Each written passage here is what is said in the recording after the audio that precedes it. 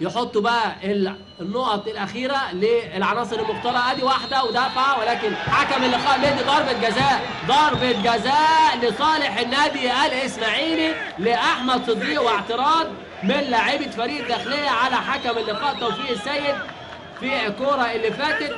وادي احمد صديق، واكيد هنشوفها مره ثانيه وثالثه. وادي انذار للاعب عبد العزيز موسى صاحب الهدف لفريق الداخليه. ادي الكوره هتتعاد امام حضراتكم على طول، والقرار لك انت عزيزي المشاهد من خلال طبعا الاستوديو التحليلي كابتن مجدي رزق.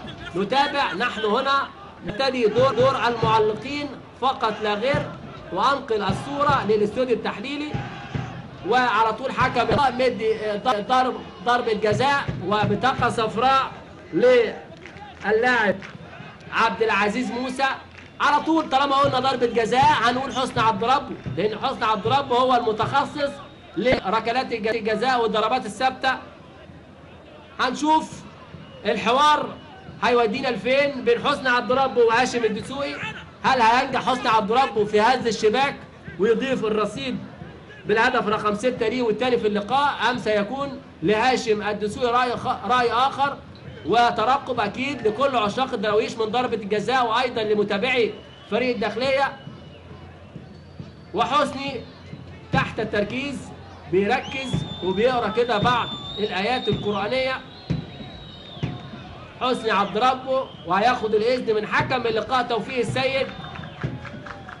قلت لحضراتكم كان لعيب كوره يفهم بقى الحاجات اللي فيها تهور فيها اهمال، كل الكلام ده بقول لحضراتكم سيبوا للمتخصصين والمحللين في الاستوديوهات التحليليه. حسني عبد ربه وضربه الجزاء للنادي الاسماعيلي. حسني عبد ربه، حسني جوه جول الهدف الثاني للنادي الاسماعيلي، بيحرزه حسني عبد ربه علشان يتقدم النادي الاسماعيلي بهدفين مقابل هدف فريق الداخليه، ويرفع رصيده حسني عبد ربه للهدف رقم 6 في مسابقه الدوري الممتاز، وينافس وبقوه على لقب هداف الدوري هذا الموسم. يعني الجوله رقم 4 للنادي الاسماعيلي، 6 اهداف لحسني عبد ربه مع النادي الاسماعيلي من 7 اهداف. يعني تصوروا الدراويش جايب 7 اهداف حتى الان، 6